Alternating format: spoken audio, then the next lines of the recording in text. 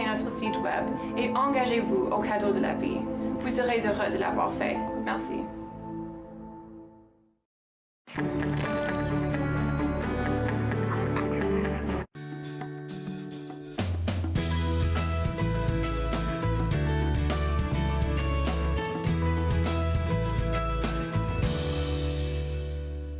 Bonjour et bienvenue à Entre nous, exclusivement sur les ondes de TV Rogers. Je suis Claude Andrea Bonny. Je me ferai un réel plaisir de passer la prochaine demi-heure avec vous. Aujourd'hui, à l'émission, nous allons parler de la rentrée scolaire dans les écoles du CEPO.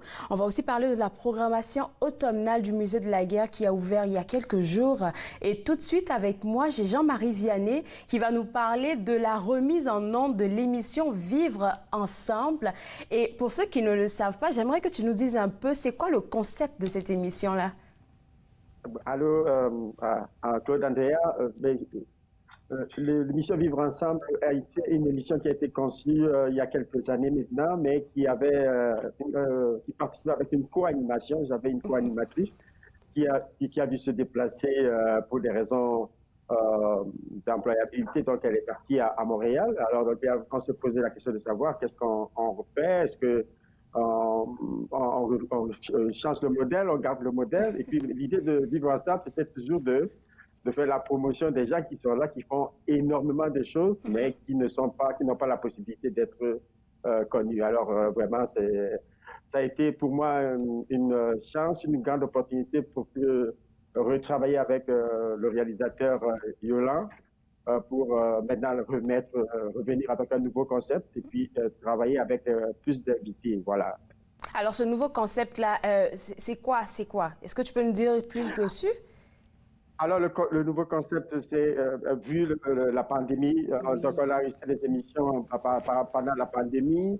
Et en même temps, il y avait tout ce qui s'est passé aux États-Unis, donc autour de George Floyd. Oui. Alors, donc, nous avons reçu une dizaine d'invités. Donc, cette dizaine d'invités nous parlent un peu de cette réalité-là. Et puis, ces invités, vous allez me poser la question de savoir qui sont-elles, Oui.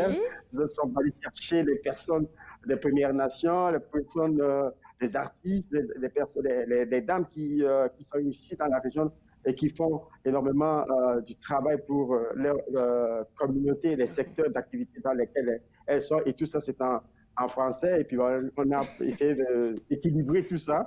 On a essayé d'équilibrer tout ça pour que ce soit, au moins, si on a 6 invités hommes, on est 6 invités femmes. Donc, c'est important pour nous. Et puis, j'aime bien qu'est-ce que tu dis là, parce que oui, toi, là, forcément, les gens vont le voir s'ils te suivent sur les réseaux sociaux. Tu es vraiment quelqu'un qui est très actif dans la communauté francophone et tu as ça à cœur, le multiculturalisme. Donc, je pense que c'est tout un mélange là que tu vas nous présenter avec Vivre Ensemble. J'espère que les gens vont aimer. Et puis, j'ai hâte de voir les commentaires. Moi-même, mes enfants sont le produit d'un mélange. Ouais. Alors, le Vivre Ensemble, c'est un concept qui m'intrigue. Donc, je le vis et puis j'aime partager et puis j'aime en apprendre. J'ai beaucoup appris de toutes les invités et tous les invités qui sont passés à l'émission. Et je voudrais inviter tous ceux et celles qui sont en train de nous écouter à travers l'opportunité que tu me donnes de se câbler et puis de nous donner des commentaires. Et j'ai hâte pour la deuxième saison. Voilà. Alors là, tu nous as parlé des invités. Bon, tu as essayé de mettre de l'égalité, 6 hommes, 6 femmes. C'est quoi les sujets que vous avez traités? Les sujets sont dans le différents domaines d'activité. On a eu des artistes, par exemple, un petit scoop, alors le R ou le White Tangana qui est venu nous parler avant le lancement de son album, par exemple, qui a eu lieu ces derniers jours. Donc, il nous parlait déjà du projet et on allait chercher dans le concept de Vivre Ensemble et la réalité du COVID, comment est-ce qu'on pouvait rentrer ça dans les valeurs canadiennes. Alors, parce que c'est important, les gens viennent de partout au Canada et donc ils viennent certainement avec un background, des valeurs différentes, mais je pense qu'on réussit à les mettre ensemble et donc c'est un peu de ça que l'émission parle et vraiment j'ai hâte d'avoir les premiers commentaires de tous ceux qui vont écouter ce nouveau concept-là et puis avec à la fin donc des questions qui leur étaient disposé à tous et à toutes de manière équitable. Voilà. Bon, les gens qui sont à la maison, qui se demandent, bon, ok, Jean-Marie, il a parlé de son émission La Voix où hier, il y avait la première. Est-ce que tu as eu des retours par rapport à ça? Parce qu'hier, il y a eu la première sur Facebook à 19h et puis sur le Cap 23 aussi. Ah ben, je pense que les réactions commencent à rentrer. Et puis maintenant, les réactions commencent à rentrer. Puis ben, ce sont des réactions positives. Ce sont les gens qui voudraient savoir comment est-ce qu'ils peuvent s'impliquer, comment ils peuvent aider. Puis, ben, je pense qu'au niveau des bénévoles, au niveau des gens qui voudraient participer, c'est important d'inclure tout le monde. Et puis d'aller chercher, surtout moi, j'aimerais aller chercher surtout dans les communautés noires, les communautés sexuelles LGBTQ+, donc avoir ces gens-là dans les prochaines émissions. En fait, donner de la parole à ceux qui ne l'ont pas actuellement. Ah, exactement, voilà. Donc c'est ça qui cultive le vivre ensemble et c'est ça, pour moi, qui représente les valeurs canadiennes. Voilà. Merci beaucoup, Jean-Marie. Et puis, bonne chance pour cette reprise. Merci, au revoir. Alors, pour vous autres à la maison, je vous inviterai à suivre cette belle émission, La Vivre Ensemble, qui est en diffusion tous les lundis à 19h sur le Cap 23 et sur Facebook Live, mais aussi en reprise les mercredis et les vendredis à 19h. Je vous disais en début d'émission que le Musée de la Guerre a ouvert ses portes au grand public il n'y a pas longtemps. Et pour parler de cette réouverture, là, j'ai Catherine Lyons avec moi, qui est gestionnaire de l'expérience du visiteur. Avant qu'on ne parle de la programmation, Catherine, j'aimerais qu'on parle de cette réouverture-là. Comment ça s'est passé chez vous? Ça s'est passé très, très bien. On avait tellement hâte de souhaiter la bienvenue aux visiteurs, encore une fois, dans la plupart de nos espaces. C'est une des raisons d'être principales d'un musée, c'est d'avoir des visiteurs. Donc, c'était vraiment un moment très, très excitant. Donc, ça veut dire que les gens attendaient vraiment la réouverture du Musée de la Guerre? Oui, cette première fin de semaine que le musée était réouvert dans presque tous ses espaces, tous les billets disponibles étaient vendus. Donc, la fin de semaine était complète. Bien entendu, la capacité du musée est réduite pour raison de COVID, mais quand même, tous les billets disponibles étaient vendus. Alors, quand on parle de capacité réduite, là, vous pouvez recevoir jusqu'à combien de personnes en ce moment? Donc, il y a des heures prévues et à chaque heure prévue, il y a un maximum de 50 personnes. 50 personnes. Et hier, j'ai eu la chance de parler avec, je dirais, un de vos partenaires, le Tourisme Ottawa, qui nous disait que pour la plupart des musées, je ne sais pas si c'est le cas chez vous autres, il fallait vraiment prendre les billets en ligne. On ne peut pas venir se mettre à la billetterie et avoir des billets. Il faut tout faire en ligne maintenant. C'est presque le cas. Je dirais qu'on veut absolument que les visiteurs se rendent sur le site web, se procurer des billets avant de visiter, pour plusieurs raisons. Ça réduit l'interaction en personne, c'est plus sécuritaire, point de vue santé. Aussi, ça évite la situation d'arriver au niveau de découvrir qu'il ne reste pas assez de place pour visiter. Donc, c'est une façon d'assurer que ce sera possible de visiter le moment souhaité. Mais il est toutefois possible qu'il reste certains billets. Donc, il est possible d'acheter des billets en personne en arrivant au musée. Mais c'est certainement pas la préférence. C'est ça. Il vaut mieux réserver en ligne à l'avance. Donc, oui. Aussi, j'aimerais préciser.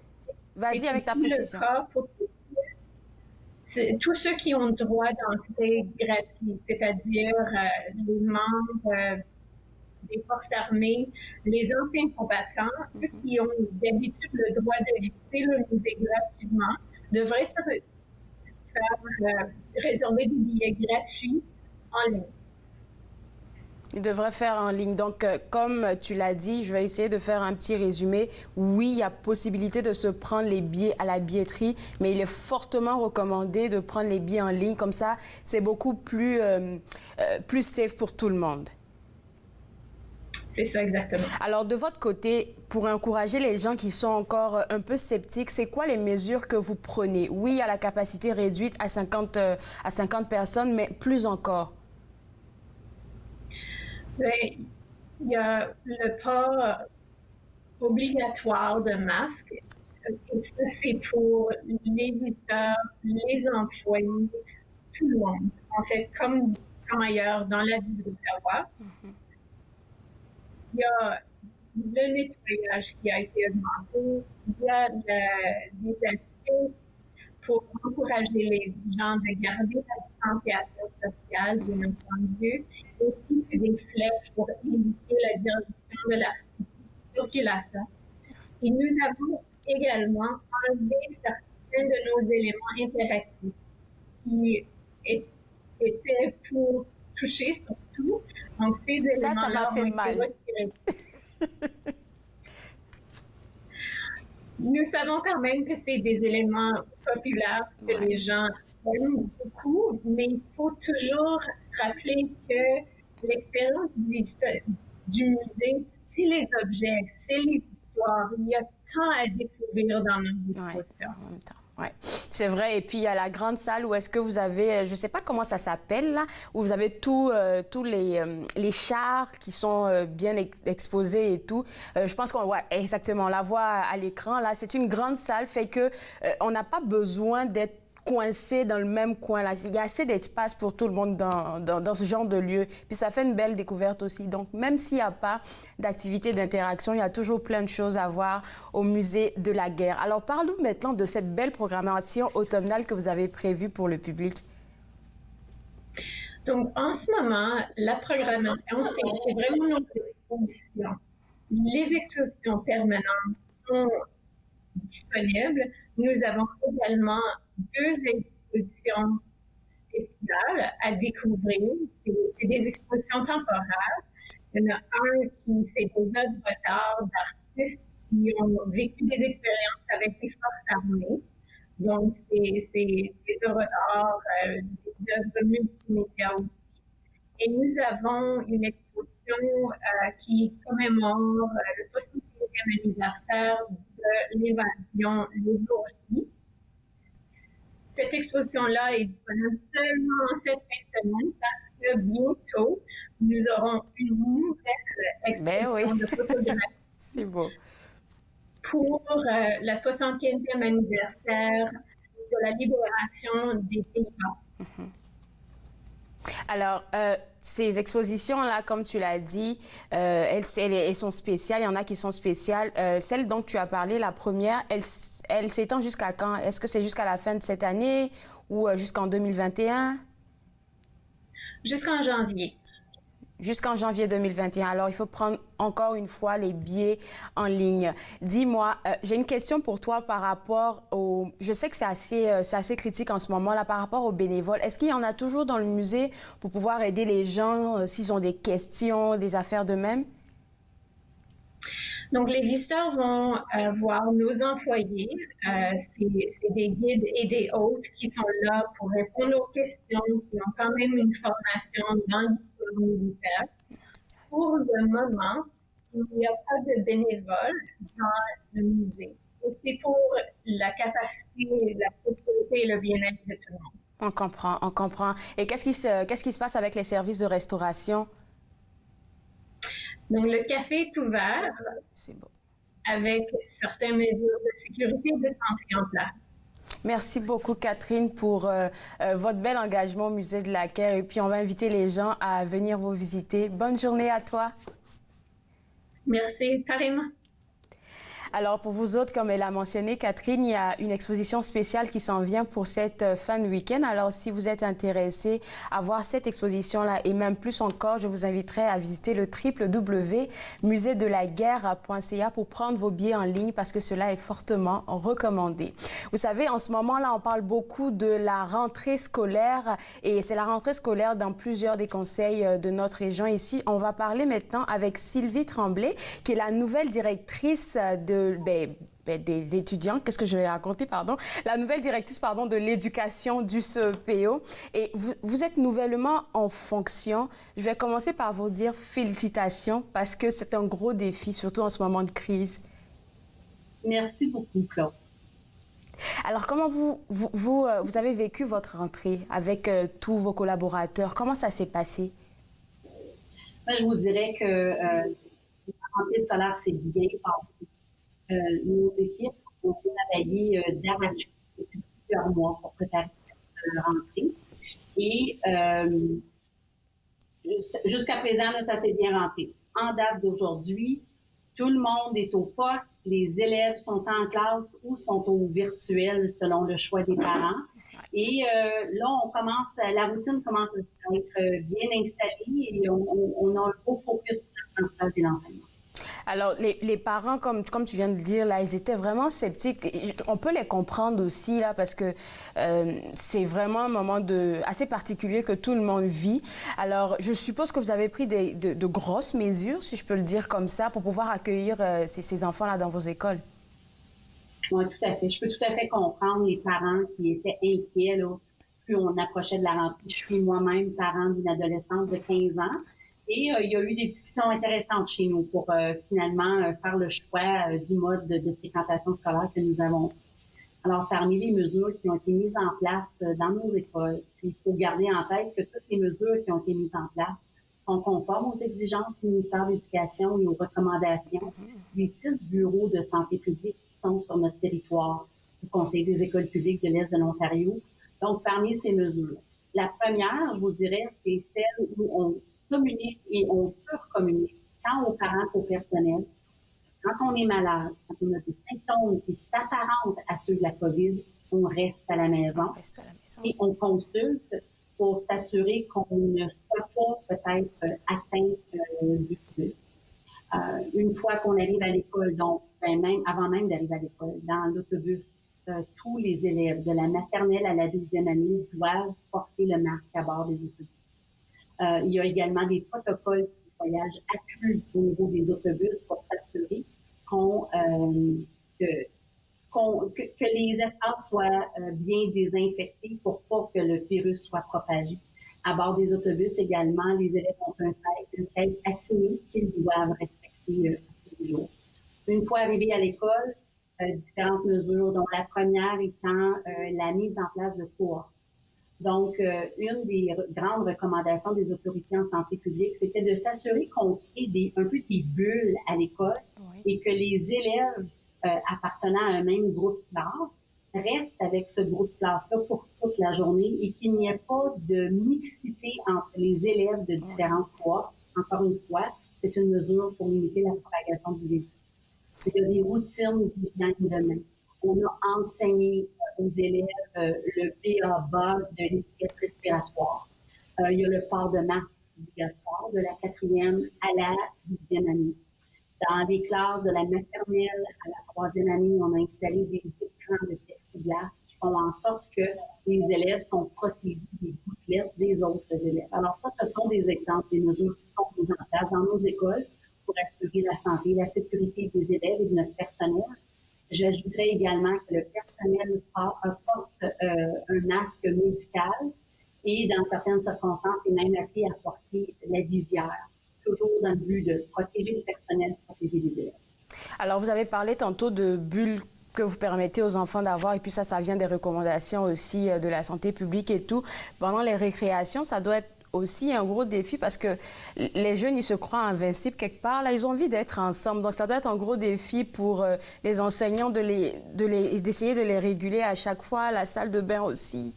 Comment vous faites ça? Alors, je vous dirais, j'ai trois stratégies en tête pour qu'on a fait. La première étant, on a quand même fait l'enseignement explicite des comportements qui sont attendus chez les élèves. Alors ça, c'est un enseignement qui s'est fait dans les premiers jours de classe. Ça les rend responsables. Oui, c'est ça. Je pense qu'il faut faire confiance également. Les jeunes sont très résilients, ont une grande capacité d'apprentissage. Alors, il suffit qu'on leur fasse cet enseignement explicite-là et qu'on fasse les renforcements qui s'imposent par la suite. La deuxième chose qu'on a mise en place, c'est un horaire échelonné par rapport aux récréations et aux heures du dîner. Alors, pour pas qu'on se retrouve avec trop d'élèves sur la cour d'école, par exemple, à l'élémentaire, mais vraiment que différents niveaux d'études sortent à différentes heures. Et puis, je pense qu'on a mis en place des stratégies de supervision active, que ce soit sur la salle de classe, que ce soit lors des routines de lavage de mains, puis pour s'assurer que les élèves respectent ce qui est attendu d'eux à l'école. C'est tellement régulé là que j'imagine un jeune qui rentre à la maison et puis qui voit papa ou maman qui se lave pas les mains, là, il va le remettre à l'ordre tout de suite. Là. Je vais vous dire, parce que ce serait à ce moment-là un indice que l'élève a bien intégré les apprentissages et les comportements qu'on s'attend de lui ou d'elle.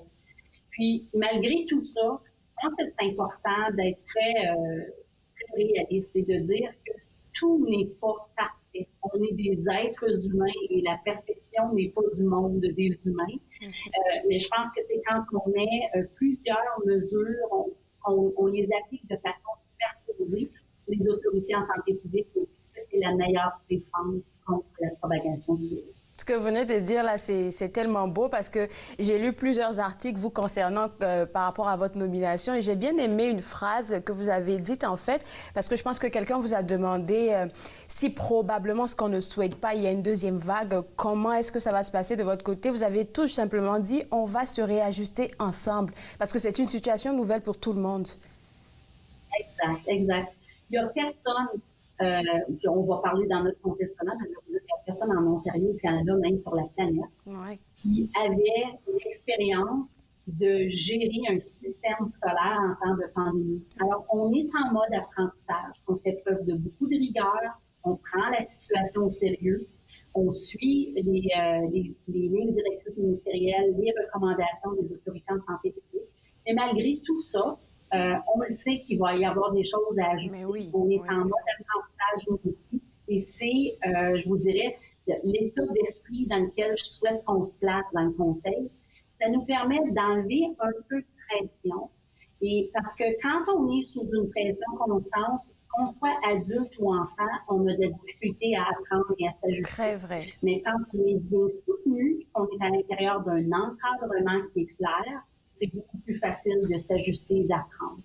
Ouais, et puis vous avez répété le mot apprentissage plein de fois. Là, qu'est-ce qui en est pour les parents qui décident que les enfants vont faire l'apprentissage en ligne? Est-ce que vous êtes assez outillés pour ça? Tout à fait. Je suis extrêmement fière des équipes qui ont mis sur pied notre programme d'apprentissage virtuel pour les écoles. Alors, on l'appelle communément le PAV. Je suis très, très fière du travail qu'on a fait. On a un programme qui nous permet de desservir nos élèves de la maternelle à la 12e année. Au moment où on se parle, on a approximativement 2900 élèves qui sont inscrits à ce programme. C'est un programme de grande qualité qui nous permet de respecter toutes les attentes ministérielles. Alors, à ce chapitre-là, le ministère de l'Éducation s'attendait d'un certain nombre de minutes d'enseignement synchrone.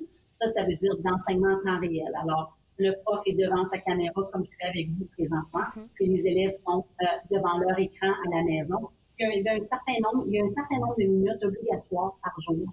Dans notre conseil, on respecte ces exigences-là qui ont été communiquées par le ministère il y a un peu plus de 2 semaines, je crois. Et je pense qu'on fait tout ce qui est humainement possible de faire pour outiller et former notre personnel enseignant pour avoir une pédagogie numérique et efficace. Parce que enseigner en virtuel, ce n'est pas la même chose qu'enseigner en présentiel. Il faut prendre des stratégies pédagogiques qui sont légèrement modifiées. Il faut mettre en valeur peut-être des outils technologiques qu'on peut se permettre de moins mettre en valeur en salle de classe. Alors, chez nous, ce travail-là, il est fait avec beaucoup de rigueur et je répète que je suis très fière de la qualité de notre programme d'apprentissage virtuel. Alors, qu'est-ce qu'il en est des étudiants qui aimaient faire les coops? Est-ce que ça tient toujours ou ça a été mis en pause pour l'instant? Est-ce que vous parlez de l'éducation coopérative? Oui, exactement. Alors, les enseignants d'éducation coopérative dans nos écoles secondaires travaillent de près avec nos partenaires communautaires, les employeurs, pour essayer de mettre en place des stages qui peuvent être faits via le virtuel. Parce qu'il est évident que la santé et la sécurité de nos élèves, et du personnel des employeurs qui collaborent avec nous là-dedans. C'est la priorité. Alors, on est vraiment, la façon dont sont ficelés les stages co-op, c'est vraiment pour que ça se passe dans le virtuel et dans la sécurité. Et si vous êtes au courant de tout ce qui se passe dans l'éducation de la maternelle, je vais dire jusqu'au plus grand, c'est juste parce que vous êtes vraiment impliqué dans l'éducation depuis très, très, très longtemps. Voilà pourquoi je pense que ça vous a valu ce beau poste-là que vous allez forcément gérer comme une maître. Alors, vous êtes prêt aussi à accompagner vos enseignants collaborateurs parce que pour eux aussi, c'est difficile. C'est pas seulement pour les jeunes. Ils peuvent plus donner de câlins. Ouais. Et je pense qu'on est tous en mode adaptation à une réalité qu'on n'a jamais connue de notre vivant. Oui. Peu importe notre âge, les dernières pandémies remontent à très loin. Alors, tout le monde, on est en train de s'adapter. Pour nous, le bien-être et la santé mentale des élèves et des employés, c'est vraiment une priorité.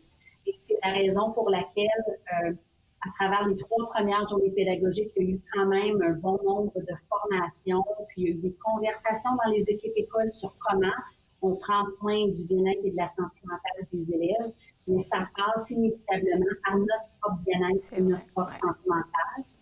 Dans notre conseil, au printemps dernier, on a mis à la disposition du personnel une plateforme qui s'appelle LifeSpeak et qui fait maintenant partie de notre programme d'aide aux employés. Et cette plateforme-là permet aux employés d'aller développer davantage leurs propres habiletés socio-émotionnelles, donc la reconnaissance de ses émotions, la gestion de ses émotions, la gestion de son stress, et de développer cette pratique réflexive-là pour toujours être conscient de comment on se sent à l'intérieur et comment ça se traduit dans nos comportements. Alors, si on veut que les élèves soient accueillis dans des environnements qui soient calmes, sains aussi, personnel soit calme et se sente en sécurité. Alors, est-ce que c'est parfait? Encore une fois, non, ça ne l'est pas. Mais on essaie vraiment de communiquer et de surcommuniquer des messages autour de cette thématique-là. C'est tellement important. On va terminer sur une note plus joyeuse, je vais dire ça comme ça parce qu'il va nous rester 1 minute 30. Je vois que vous avez annoncé l'ouverture d'une nouvelle école à Kanata-Stisville. Ça s'en vient pour bientôt. Félicitations parce que vous n'arrêtez pas. Oui, merci beaucoup. Alors, on sait que l'école élémentaire et secondaire publique Maurice Lapointe déborde. Alors, cette école, c'est une école qui accueille plus de 1000 élèves et qui, au départ, n'avait pas été prévue pour accueillir autant d'élèves. Alors, on a beaucoup de transportation. On a été très heureux de l'annonce du gouvernement pour une nouvelle école à Kanata-Stisville. Alors, c'est une école qui va pouvoir accueillir 475 élèves à l'élémentaire. Puis, on a également des espaces dans une garderie pour accueillir Poupon, Bambin et enfants d'âge préscolaire. Alors, ça, c'est une excellente nouvelle pour nos communautés scolaires. Ça va nous permettre de défendre sa pointe. Et ça nous permet également de défendre l'offre de l'éducation laïque de langue française sur notre territoire. Merci beaucoup, Madame Tremblay. Bonne chance pour cette nomination encore une fois. Et on vous envoie plein de bonnes ondes à vous et à vos enseignants. Bonne journée. Merci, au revoir. Alors, pour vous autres à la maison, si vous voulez plus d'informations concernant le CEPO, www.cepo.on.ca, c'est le site web de ce conseil scolaire. Moi, je me suis fait le plaisir de passer ces demi-heures avec vous. Restez connectés parce que demain, une belle émission s'en vient encore. On va parler de la nouvelle émission, la nouvelle saison de Nathan Parle et aussi de toute la programmation automnale qui s'en vient au MIFO. On se voit demain. Au revoir.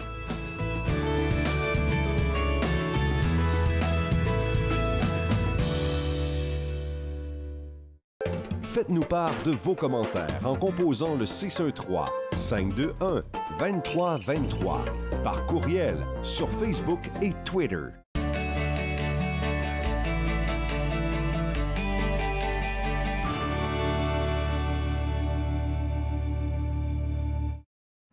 À la prochaine émission de Viens que je te raconte, on reçoit Mme André Dufort dans la maison Dufort. On vous attend. Viens que je te raconte, dimanche 21h sur TV Rogers. Les commerces, les restaurants et les services locaux d'Ottawa font partie importante de notre tissu urbain. Nous pouvons les aider en ces temps difficiles. Commandez chez eux en ligne, achetez des chèques cadeaux à utiliser plus tard, commandez des repas à emporter ou à livrer, démontrez votre soutien sur les réseaux sociaux. S'il vous plaît, faites-le aujourd'hui. En savoir plus, visitez ottawa.ca/acheter local.